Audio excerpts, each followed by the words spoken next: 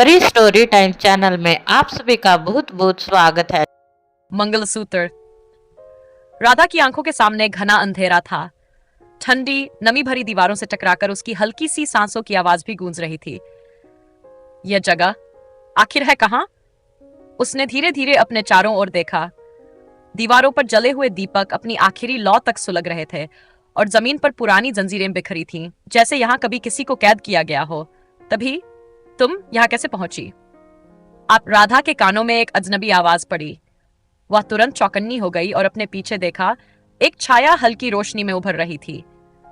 भूल भुलैया का रहस्य, राधा ने सावधानी से पूछा। तुम कौन हो? छाया धीरे धीरे आगे आई। वह एक बुजुर्ग महिला थी, कमजोर, लेकिन उसकी आंखों में ऐसा तेज था जैसे उसने कई जिंदगियों का सच देखा हो। तुम यहाँ कैसे आई?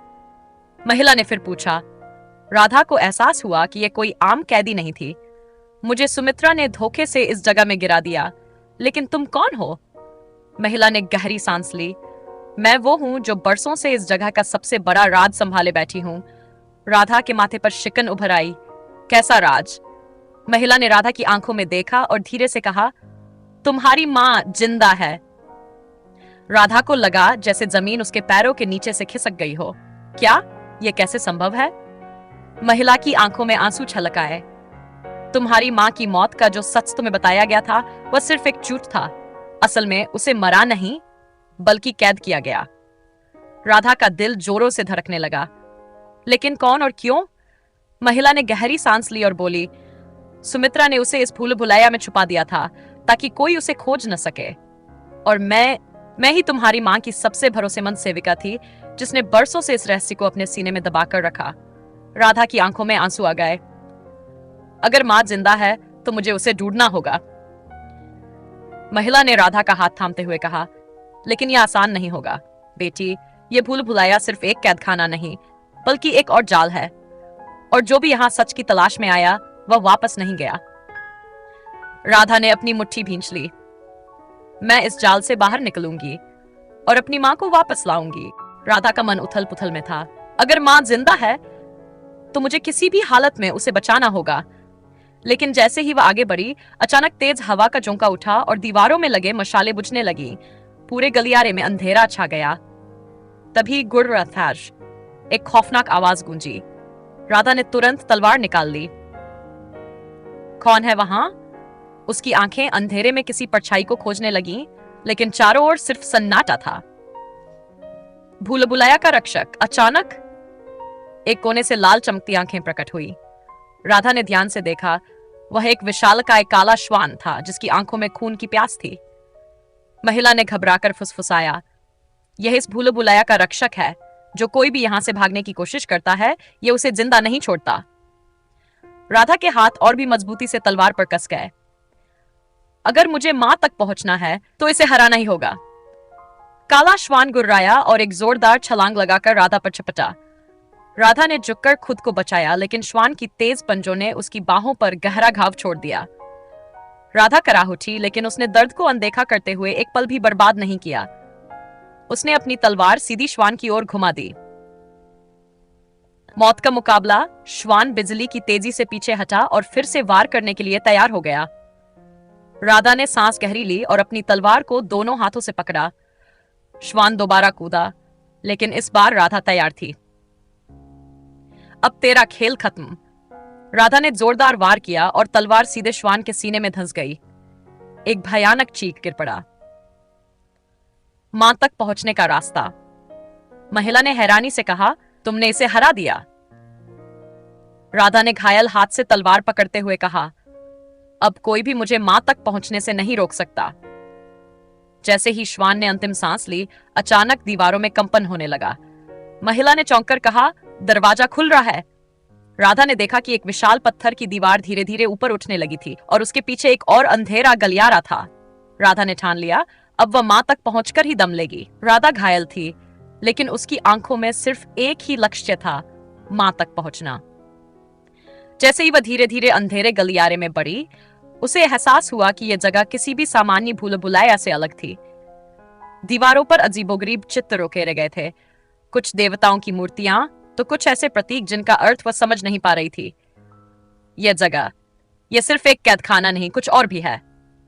तभी उसके सामने एक विशाल दरवाजा प्रकट हुआ। रहस्यमयी द्वार। दरवाजा पुरानी लकड़ी से बना था, लेकिन उस पर सोने की नक्काशी थी। महिला ने कांपती आवाज में कहा, यह द्वार, यह सिर्फ उन्हीं के लिए खुलता है जिनका खून इस राज से जुड़ा है। राधा चौंक गई। इसका क्या मतलब? महिला ने एक पुरानी कटार उठाई और कहा, अगर तुम सच में अपनी मां की बेटी हो तो तुम्हारा खून ही इस दरवाजे को खोल सकता है। राधा ने बिना सोचे अपने हाथ की घायल कलाई को दरवाजे पर रखा। जैसे ही खून की बूंदें दरवाजे पर गिरी, अचानक एक तेज चमक उठी और दरवाजा धीमे धीमे खुलने लगा। एक और रहस्य, दरवाजे के पीछे अंधेरा था, लेकिन जैसे ही राधा ने अंदर कदम रखा, चारों ओर मशालें खुद ब खुद जल उठी। और फिर राधा की आंखें फटी रह गई। यह कैसे संभव है? उसके सामने एक विशाल दीवार पर एक नाम खुदा हुआ था, राधा के पिता का नाम। पिताजी, महिला ने धीरे से कहा, यह जगह सिर्फ तुम्हारी मां की कैदगाह नहीं, बल्कि तुम्हारे पिता के अतीत का भी गवाह है। राधा के दिल की धड़कन तेज हो गई। क्या मां के साथ मेरे पिता का भी कोई रहस्य जुड़ा है? अब उसे सिर्फ मां तक ही नहीं पहुंचना था, बल्कि अपने पिता से जुड़े इस रहस्य को भी उजागर करना था। राधा की आंखें दीवार पर खुदे नाम पर टिक गईं। पिताजी का नाम यहां क्यों? महिला की आंखों में एक गहरी उदासी झलक रही थी। राधा, तुम्हें जो अब तक बताया गया वह सिर्फ आधा सच था। तुम्हारे पिता की कहानी में एक ऐसा रहस्य छुपा है जिसे कोई जान नहीं पाया। राधा के दिल की धड़कन तेज हो। क्या वह भी इस भूल भुलैया में कैद थे? महिला ने धीरे से सिर हिलाया। नहीं, लेकिन यह जगह उनसे गहरे रूप से जुड़ी हुई है। गुप्त कक्ष का रहस्य। राधा ने चारों ओर देखा। दीवारों पर अजीब लिपि में कुछ लिखा हुआ था। उसने मशाल उठाई और गौर से पढ़ने लगी। जिसे सभी मरा हुआ मान चुके थे, वह अंधेरे में जी रहा था। वह जिसे अपना समझा, वही उसका सबसे बड़ा शत्रु निकला। राधा का शरीर सिहर उठा। क्या यह मेरे पिता की कहानी है? महिला ने एक और गुप्त दरवाजे की ओर इशारा किया। इसका उत्तर तुम्हें यहां मिलेगा। राधा ने दरवाजा खोला और अंदर दाखिल हुई। सच्चाई का सामना। कमरे के अंदर धूल से ढकी एक पुरानी तिजोरी रखी थी। उसके ऊपर वही निशान खुदा था जो मंगलसूत्र पर था। राधा के हाथ कांपने लगे। उसने तिजोरी को खोला और अंदर से एक पुरानी किताब मिली। पहला पन्ना पलटते ही उसकी आंखें चौड़ी हो गई। यह मेरे पिता का हस्तलिखित पत्र है। राधा ने पढ़ना शुरू किया। अगर कोई इस पत्र को पढ़ रहा है तो समझ लो कि मैं एक भयानक षड्यंत्र का शिकार हुआ हूं। जिसे मैं अपना समझता था, वही मुझे खत्म करना चाहता था। मैं मरूंगा नहीं, लेकिन मुझे कैद किया जाएगा। मेरी बेटी, अगर तुम ये पढ़ रही हो तो जान लो कि सुमित्रा ने सिर्फ तुम्हारी मां को नहीं, बल्कि मुझे भी बर्बाद करने की कोशिश की थी। राधा का शरीर कांप उठा। तो यह सब सुमित्रा की चाल थी? पिताजी को भी उसने फंसाया? महिला ने गंभीर स्वर में कहा, हाँ, और यही कारण है कि तुम्हारी मां ने अपने प्राणों की बाजी लगाकर इस रहस्य को छुपाया। राधा की आंखों में आंसू आ गए। लेकिन मेरे पिता, क्या वे अभी भी जीवित हैं? महिला ने गहरी सांस ली। यह तो सिर्फ तुम्हारी मां ही बता सकती हैं। अब तुम्हें उनके पास पहुंचना होगा।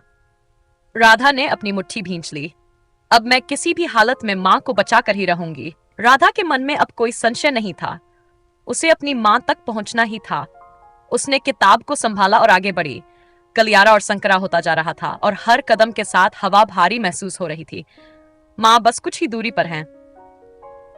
तभी सामने एक आखिरी दरवाजा आया। कैद की आखिरी दीवार। दरवाजे पर एक बड़ा ताला लगा था।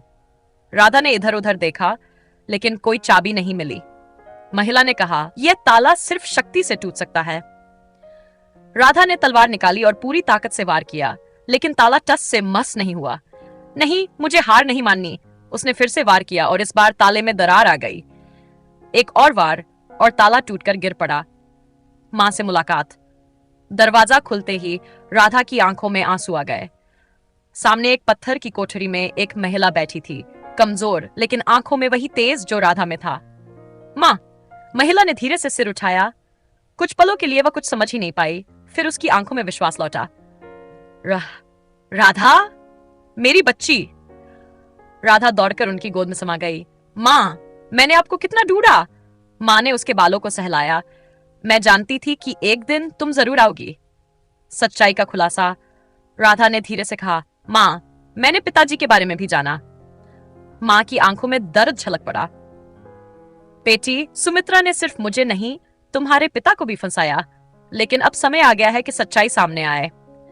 राधा ने दृढ़ता से कहा, अब यह कहानी यहीं खत्म नहीं होगी, यह सुमित्रा का अंत करने का समय है। माँ ने उसकी आंखों में देखा और मुस्कुराई। मैं जानती थी कि मेरी बेटी कमजोर नहीं है। राधा ने उनकी हथेलियां थामी। अब हम इस अंधेरे से बाहर निकलेंगे साथ में।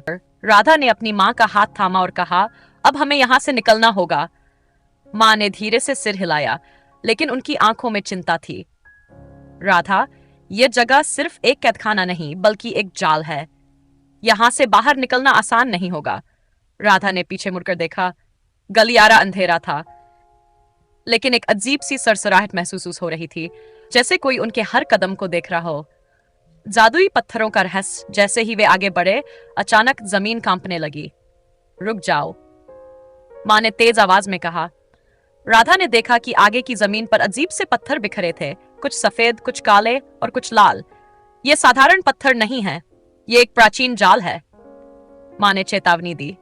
राधा ने गौर किया, कुछ पत्थरों पर पैर रखते ही जमीन अंदर धंस रही थी।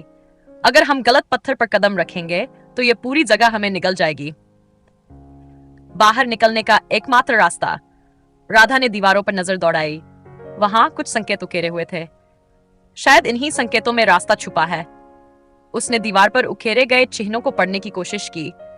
जो सत्य के मार्ग पर चले वही सुरक्षित रहेगा। राधा समझ गई। माँ, हमें सिर्फ सफेद पत्थरों पर चलना होगा। माँ ने सिर हिलाया और धीरे धीरे सफेद पत्थरों पर कदम रखने लगी। राधा भी सावधानी से आगे बढ़ी, लेकिन एक और धोखा।